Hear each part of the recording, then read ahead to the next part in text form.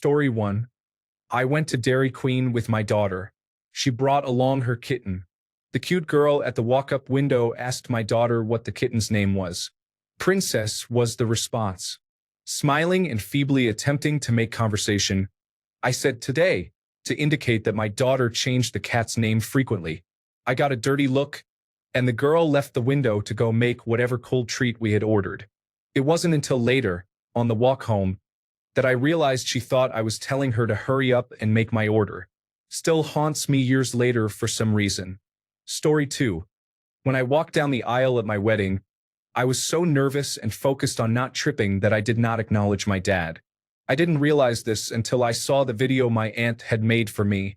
You can see my dad lean in to give me a kiss on the cheek, but I just keep walking. He kind of shrugs and then goes to sit down. It's been 18 years, and this still flashes through my head when I'm trying to fall asleep.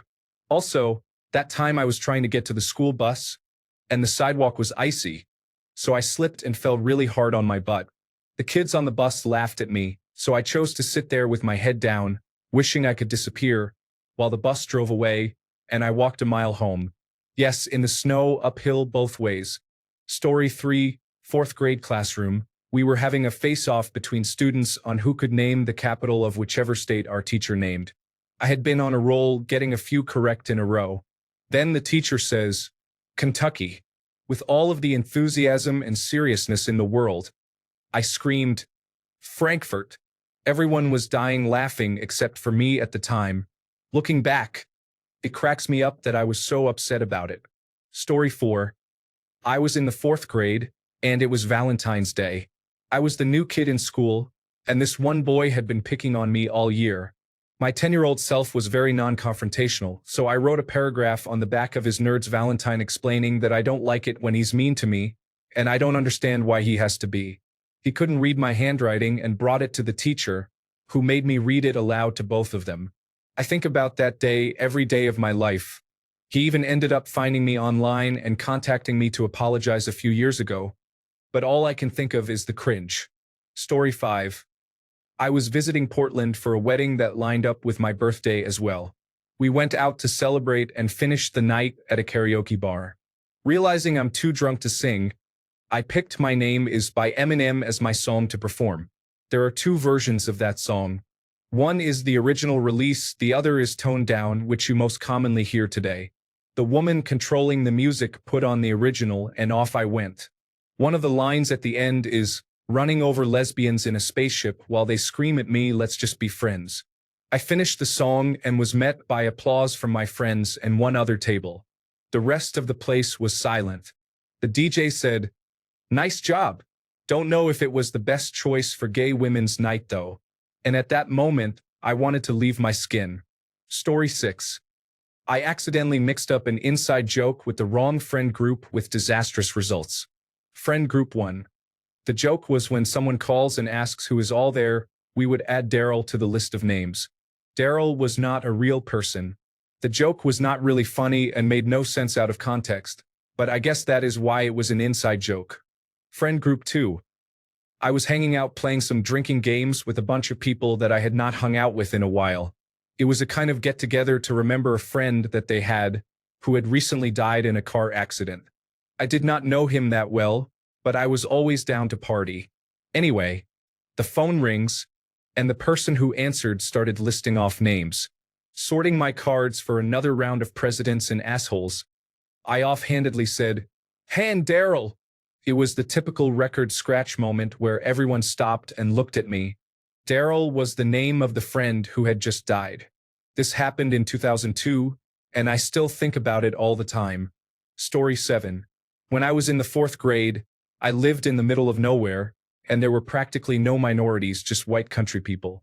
A Mexican family had just moved in and could barely speak any English, and I befriended one of the kids my age in school.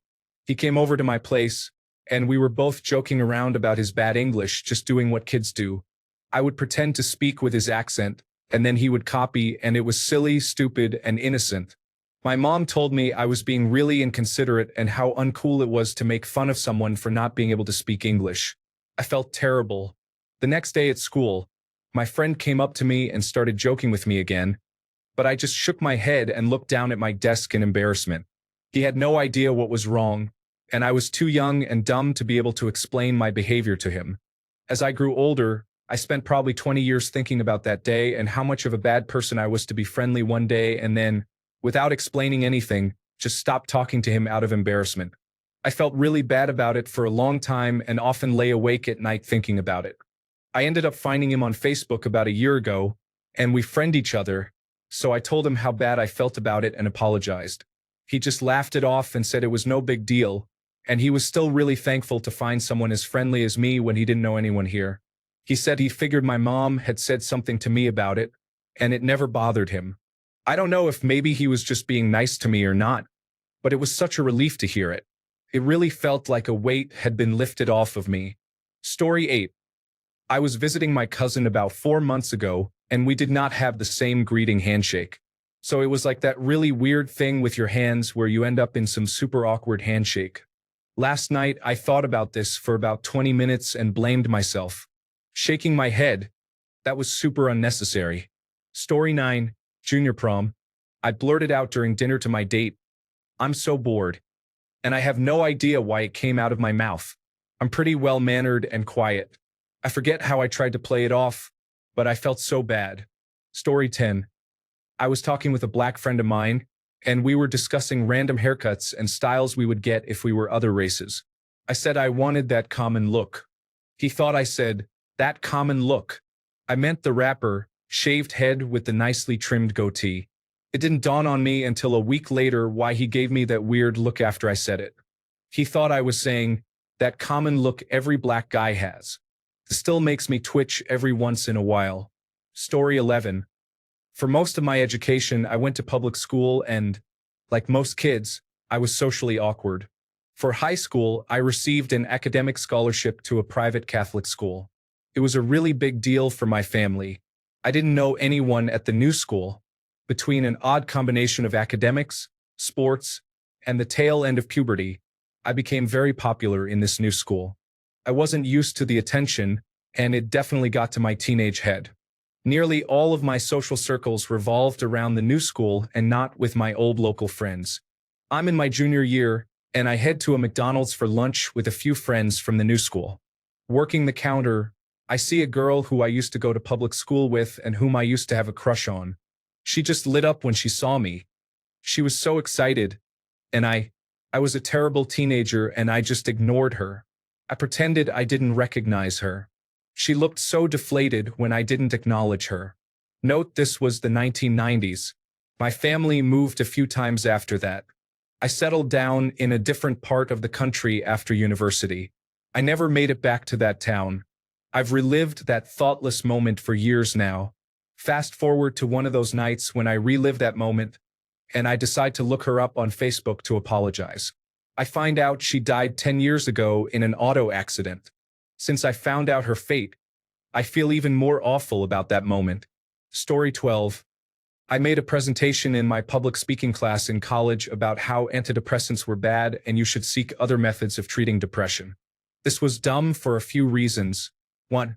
I just had a bad experience with antidepressants in high school, but apparently could only see my own perspective.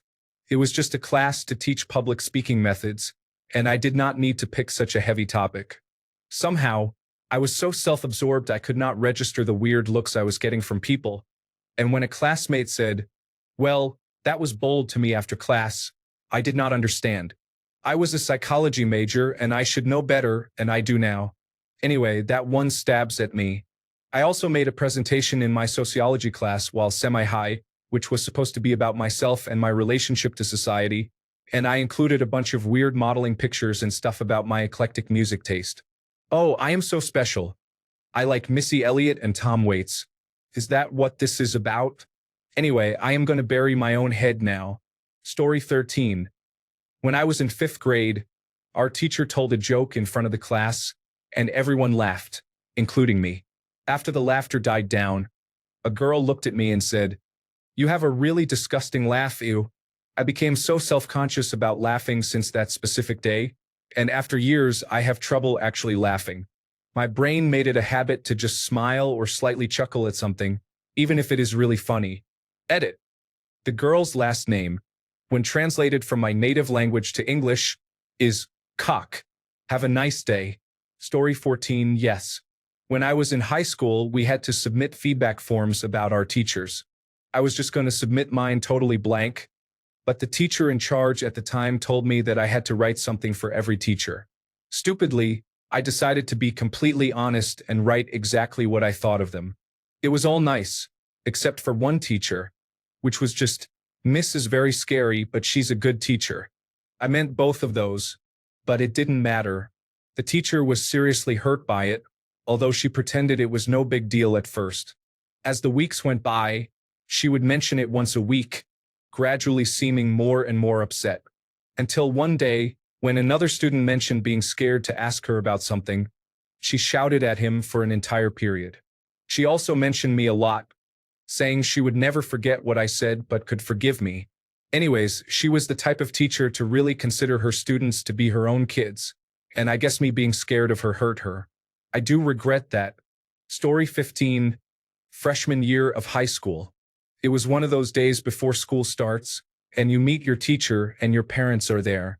My teacher was handing me a piece of paper, and I didn't see the paper, so I shook his hand. He said, "Oh," and my mom said, I panicked and said, "I just wanted to be polite. I still want to die when I think of that." Story 16. When I was 11, it was my first day at a new school, and all the other students were also new. The mathematics teacher started our first class by asking each of us about our education background, such as what school we came from and what they taught in our last year's mathematics class, just trying to get a general idea of what kind of students he was dealing with. The thing is, I was so nervous that I spaced out for a bit and got lost in my overthinking mind, so I didn't hear the teacher's questions to my classmates. When it got to my turn, the teacher just said, "Now tell me about you." Assuming I understood what kind of information he was expecting, I just went straight into a monologue that started with, "So I was born in the south zone of the city, but my mom decided to move to our current neighborhood a few months after divorcing my dad," and went on, giving some very specific details about my short life. Everyone had a really confused look on their faces, and as soon as I realized the teacher was also completely lost, I stopped talking and went instantly red. The teacher then said, "That's all really great, but I was only interested in what happened last year, not the last 10, and everyone started laughing. The next day, nobody remembered it anymore, but 12 years later, it still comes to mind in pretty random moments. Story 17. This happened back when I was in 6th or 7th grade. A couple of friends and I were browsing the neighborhood where our school was located after the school day was over. We came upon a bus stop with a couple of girls seemingly our age. We stopped and tried to chat with them, but their bus arrived soon after and they had to leave. We saw their bus stop at a traffic light not 20 meters away, and one of us said, "Let's run to the next stop." Nobody thought to ask, "Then what?" And off we went, sprinting madly behind the bus.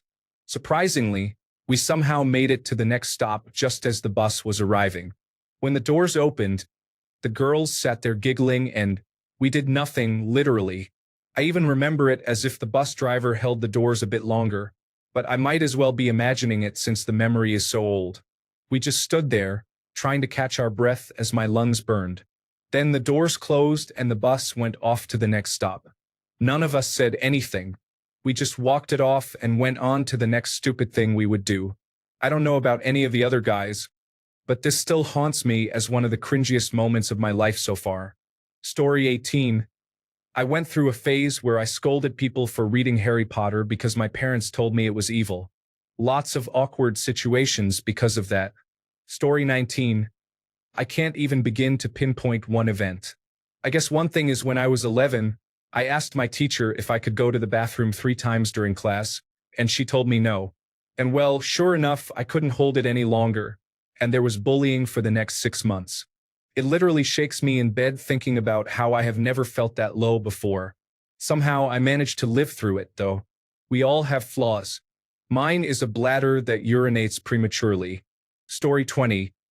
In 7th grade, 2006 for me, I had just started watching more anime on Toonami and was really into it. One day, we had to do a paper describing ourselves coming back from summer break, and the class had to put a person to a description. I named my favorite jacket that I wore every day Takashi, for some reason, and the cutest new girl in the class read my description out loud. In it, I described my love for my jacket and how I had named it. The cute girl looked weirded out, stared at the class and said, "What kind of weirdo names their jacket?" Once no one guessed who it was, I spoke up and said, "Well, maybe they aren't here today," trying to cover myself. I forgot, though, that this was an in-class assignment, and the teacher said, "No, it had to have been written by someone here." Finally, one of my friends said, "Hey, aren't you like the only one in class who plays soccer?" Also written in my description. I sunk in my seat as we moved on to the next description.